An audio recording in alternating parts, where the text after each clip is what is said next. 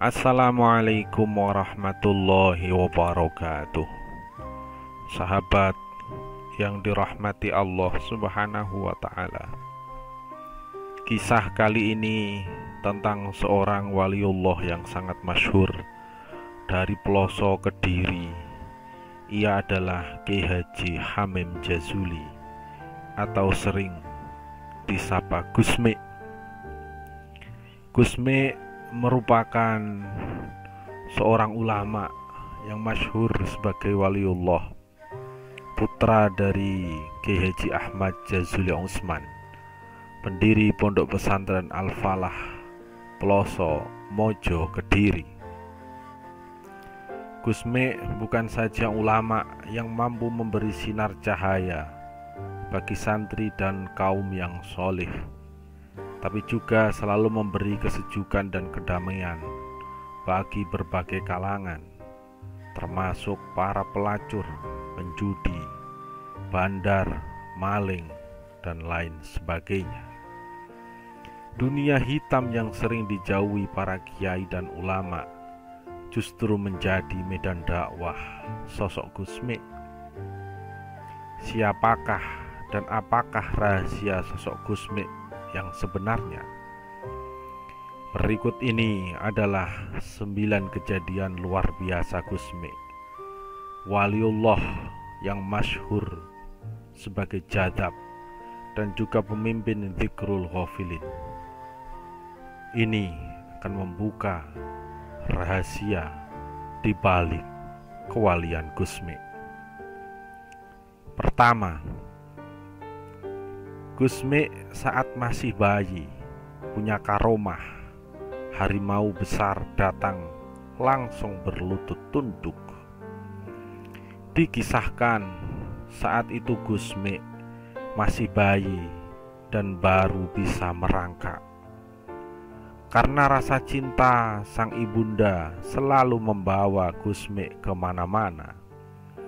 Saat itu sang ibunda mengajak Gusmi ke hutan untuk mengumpulkan kayu bakar.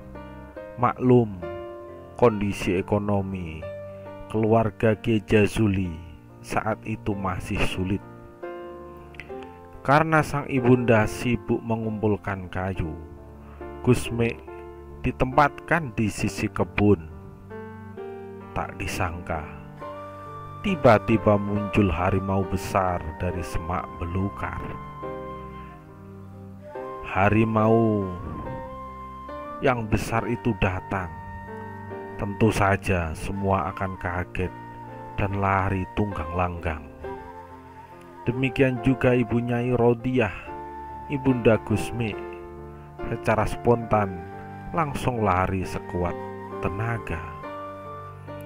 Nyai Rodiah lupa kalau saat pergi tadi bersama putra tercinta, Gusmi yang ditempatkan di sisi kebun. Ya, karena saking takutnya melihat harimau besar datang. Naluri ibu tetaplah ibu yang penuh kasih sayang. Saat Nyai Rodiah ingat putranya, segera ia sekuat tenaga berlari mencari putranya. Rasa was-was tak karuan menghinggapi hati Nyai Rodiah. Dalam pikirannya sudah terbayang yang tak karuan terkait nasib Gusmi yang masih bayi itu. Nyai Rodiah akhirnya segera sampai tempat Gusmi. Dari kejauhan, Nyai Rodiah sudah melihat harimau itu sedang santai, tak seperti sebelumnya. Saat mendekat, betapa kagetnya Nyai Rodiah. Putranya Gusmi ternyata malah dijilati harimau yang besar itu penuh kasih sayang. Harimau ternyata berlutut tunduk di depan bayi bernama Gusmi, bahkan sampai menjilati kukunya Gusmi, petanda sedang menjaga Gusmi dengan penuh kasih sayang. Nyai Rodiah tentu saja takjub dengan putranya saat itu. Bayi itu ternyata memiliki keistimewaan, berbeda dengan saudara-saudaranya yang lain. harimau yang besar dan gagah perkasa, tunduk dan berlutut di hadapan seorang Gusmik yang masih bayi. Karomah yang kedua, rahasia sakti pawang hujan Gusmik. Derasnya air menyisih seketika. Dikisahkan pada suatu hari, santri diajak Gusmik untuk makan di warung Cina. Daging babi sudah siap dimakan. Dikira halal karena ada Gusmik. Saat mau makan, santri itu kena tempeleng keras Gusmik. Gusmik ternyata punya wirid khusus di malam hari bersama jamaahnya. Namanya wirid Lailiyah. Hujan sederas apapun, saat Gusmik menghadiri rutinan wirid Lailiyah, maka hujan akan segera reda. Dikisahkan ketika majelis semaan Al-Quran Jantiko sudah berdiri dan dilaksanakan di Desa Surat, Kecamatan Mojo, Kediri. Saat itu hujan sangat deras. Gusmik datang diantar sebuah mobil. Banyak para jamaah yang menyaksikan Gusmik keluar dari mobil dan berjalan ke arah tenda tanpa basah. Hujan seakan menyisih untuk menghormati datangnya Gusmik. Subhanallah, berkah seorang waliullah, hujan bisa seketika menyisih. Berkah Gusmik mengajak masyarakat ngaji semaan Al-Quran, acara lancar jaya. Karomah yang ketiga, Gusmik bawa mobil super mewah, bertemu bos besar Singapura. Ternyata makannya di pinggir jalan, tukang becak. Dikisahkan seorang santri peloso bernama Kusyai yang dulu sering menemani Gusmik dalam berbagai perjalanan unik. Aku bersyukur lantaran sempat berkhidmah tabarukan kepada Gusmik selama 15 hari. Aku angkut air ke kamar mandi Gusmik, menyapu emperan tempat tamu dan suro beliau. Kisah santri itu. Ia juga mengaku pernah diajak Gusmik bertemu bos-bos besar. Aku pernah dibawa Gusmik 2 kali untuk menemui teman-temannya di Hotel Helmi, Surabaya. Pertemuan ini tiap sebulan sekali. Di hotel ini ada bos-bos besar, bos-bos dari Cina juga, katanya. Dalam perjalanan itu, ia punya kenangan sangat mengesankan dalam diri Gusmik. Gusmik saat kumpul dengan para kiai, beliau terlihat sosok kiai yang karismatik.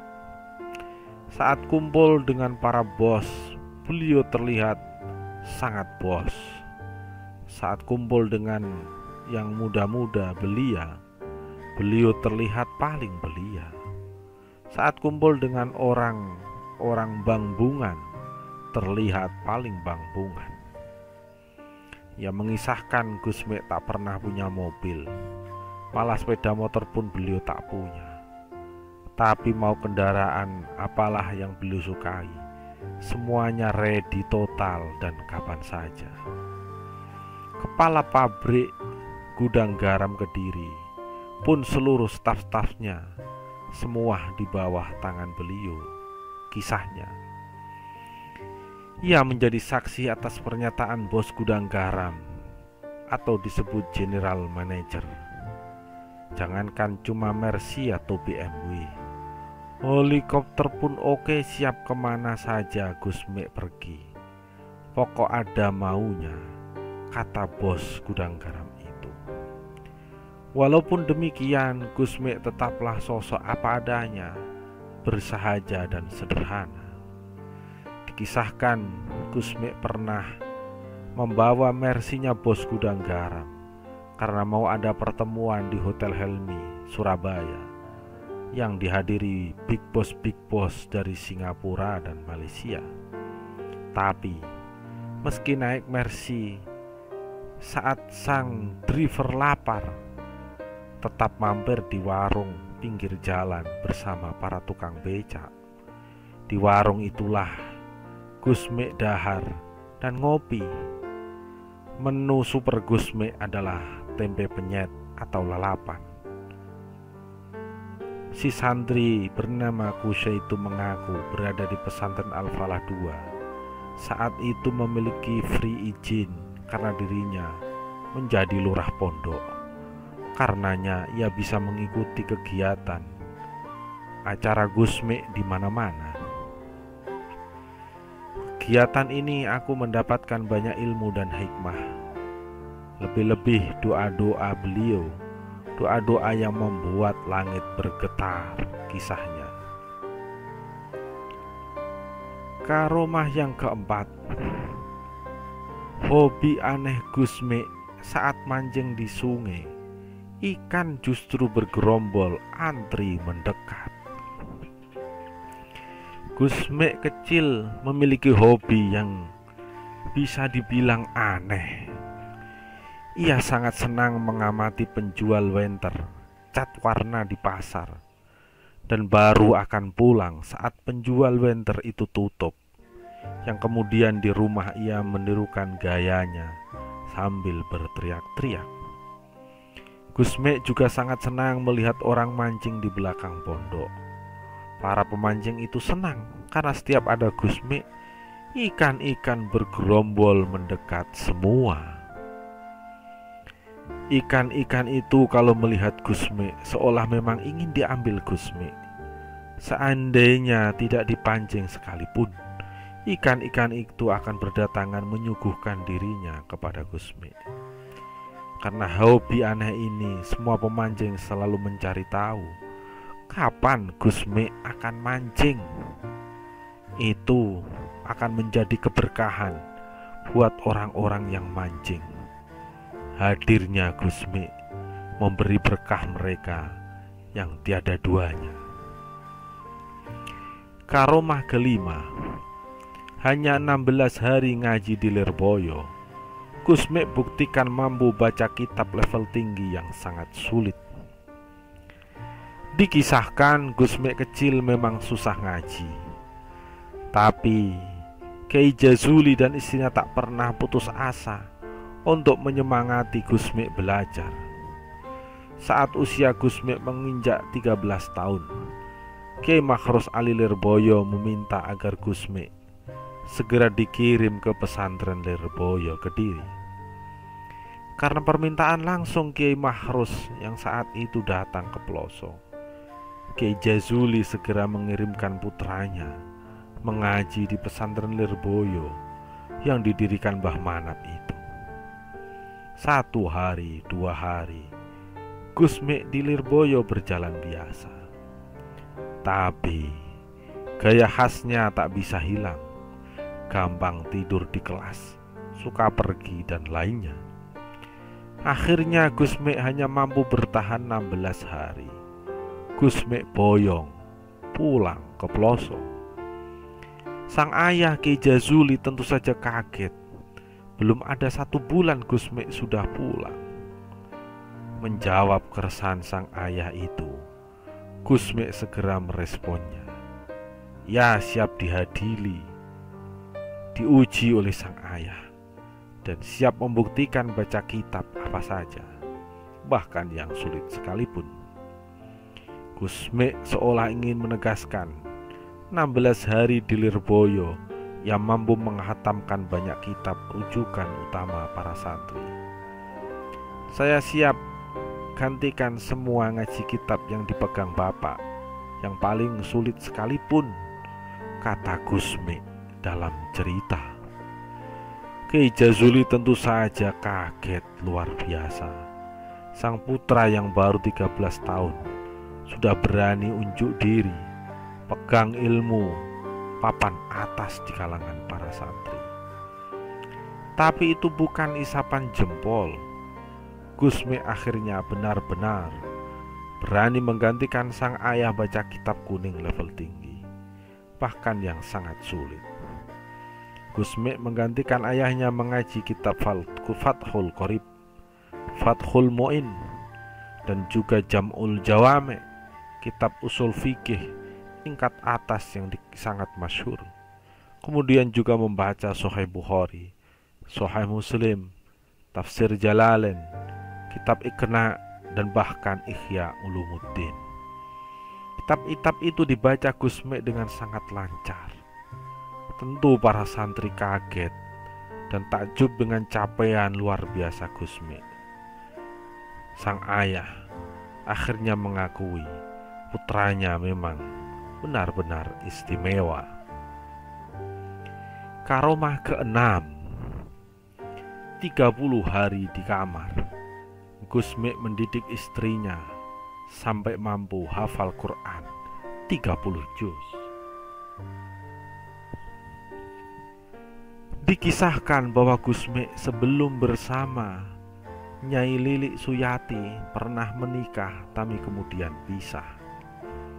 Saat dakwah keliling itu, Gusmi kemudian menemukan seorang perempuan idamannya yang bernama Lilik Suyati. Ia perempuan pemain tenis meja yang handal.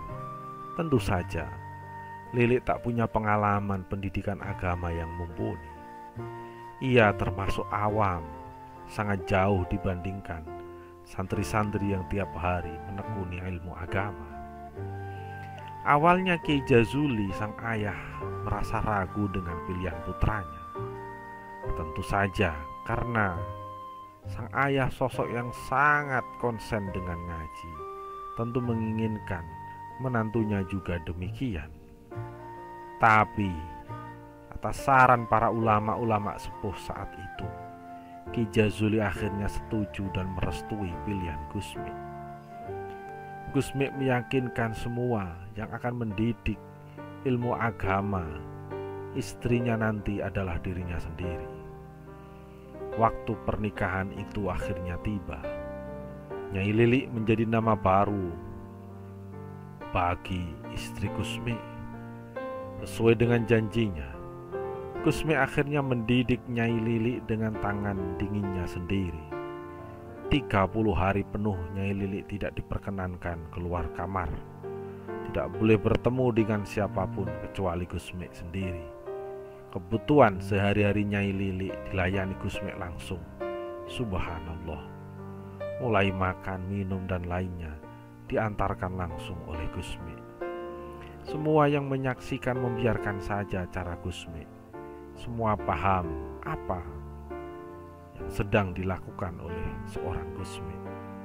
Subhanallah. Dalam waktu 30 hari itu, Nyai Lilik akhirnya mampu menghatamkan Al-Quran 30 juz, bahkan sampai hafal. Nyai Lilik juga dididik ilmu-ilmu agama yang mumpuni. Akhirnya, ia berubah total. Dari seorang petenis meja yang handal, menjadi seorang perempuan, seorang ulama yang hafal Quran 30 juz. Dari pernikahannya dengan Nyai Lilik ini, Gusmi dikaruniai 6 anak, 4 putra dan 2 putri. Yang pertama, Kiai Haji Agus Tajuddin Heru Cokro. Yang kedua, Kiai Haji Agus Sabut Pranoto Projo. Yang ketiga, Kiai Haji Agus Tijani Robert Syaifun Nawas. Yang keempat, Kiai Haji Agus Orbar Sadewo Ahmad. Yang kelima, Nyai Hajah Takhta Alvina Pagelaran. Yang keenam, Nyai Hajah Riyadin Danis Futuhus Sunnah. Karomah yang ketujuh, diduga tak sholat berhari-hari, Gusmi dimarahi habis Kiai Hamid Pasuruan. Ternyata ini yang terjadi.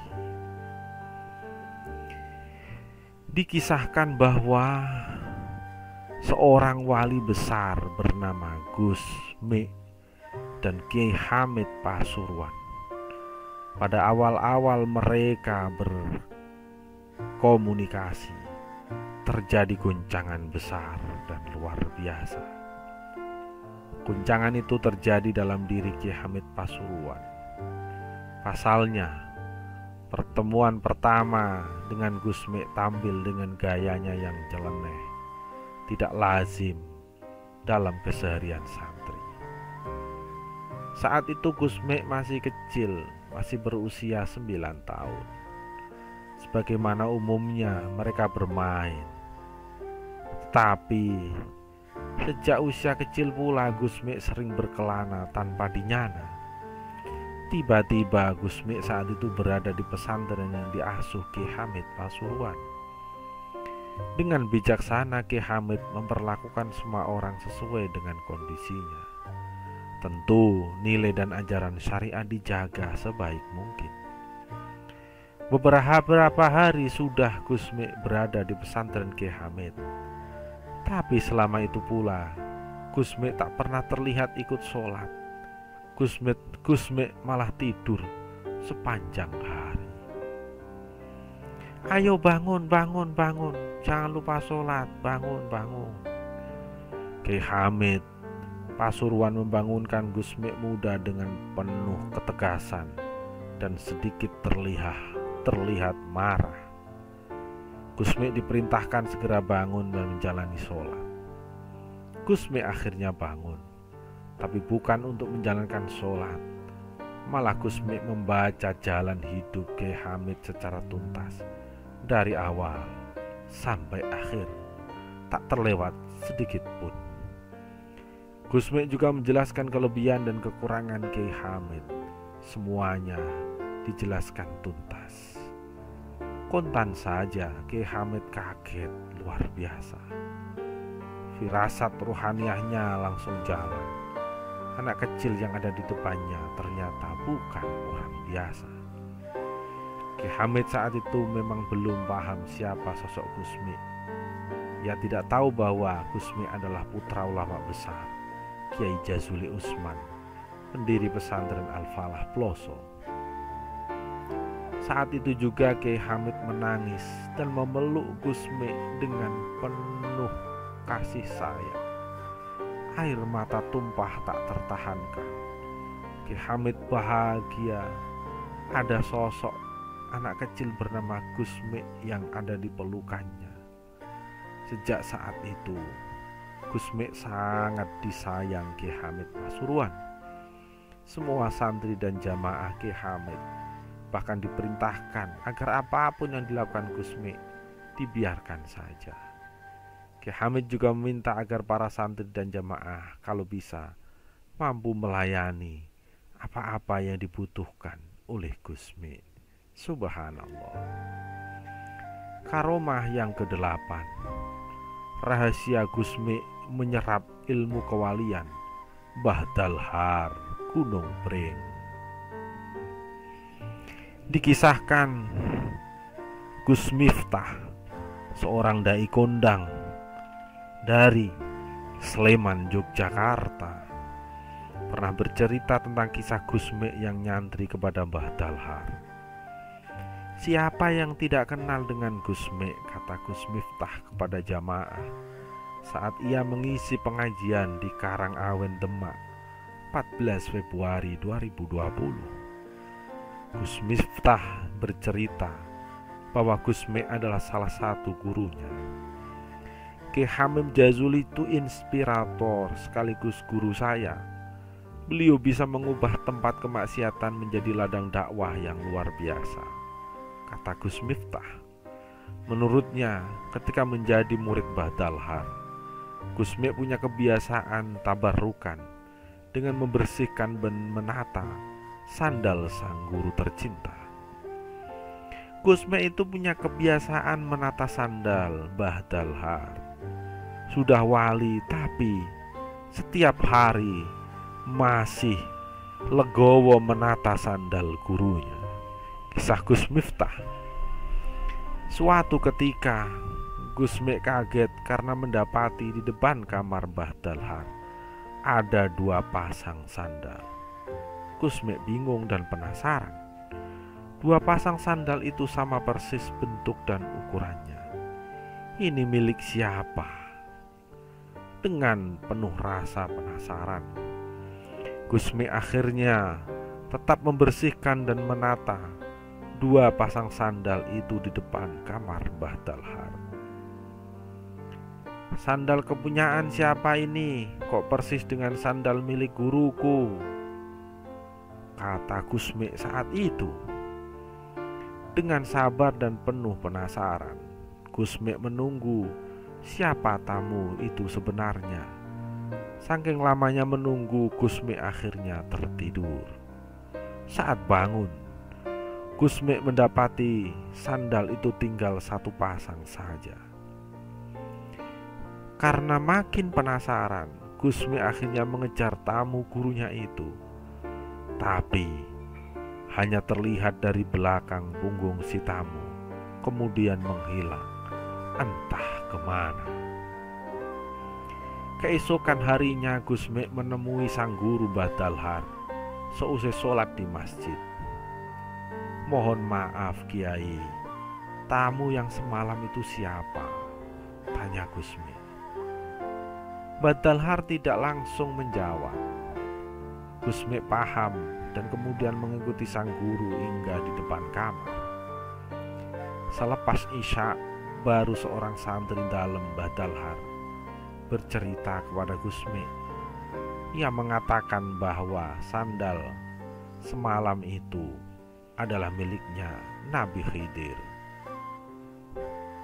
Itulah Gusmi menyerap ilmunya Mbah Dalhar dan kemudian mendapatkan sosok Nabi Khidir dalam hidupnya. Karomah ke-9. Ketika Gusmi baca Fatihah 500 kali di makam Sunan Ampel, Surabaya.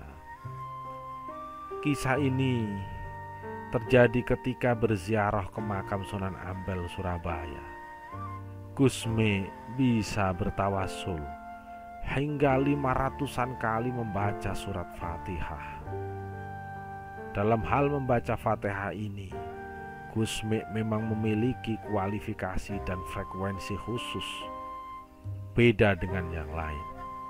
Kapanpun, dimanapun, orang yang hendak bertemu dengan Gusmi dianjurkan untuk membaca surat Fatihah sebanyak-banyaknya. Meskipun secara jasad Gusmi sudah wafat. Begitu pula dengan hal adab ziarah. Gusmi bisa melaku dodok atau duduk berjalan seperti tradisi di keraton. Sejak dari pintu gerbang makam. Serta ini didapat dari pemakaman Kiai Haji Soleh Darat Semarang. Dan adab Gusmi yang demikian itu di setiap makam dijalani olehnya. Hal yang berbeda dengan peziarah-peziarah di masa milenial, di masa era digital, yang mereka berziarah hanya sebatas sebagai wisata religi saja, bukan suatu ritus dan laku hidup yang dilalui dengan penuh kenikmatan dan sepenuh dahaga spiritual. Inilah 9 biografi kejadian luar biasa seorang Gusmi, waliullah jadab yang menjadi pemimpin Majelis Dzikrul Ghafilin. Semoga berkah Gusmi dan para waliullah mengalir sepanjang masa. Amin. Amin. Ya Rabbal Alamin. Wassalamualaikum warahmatullahi wabarakatuh.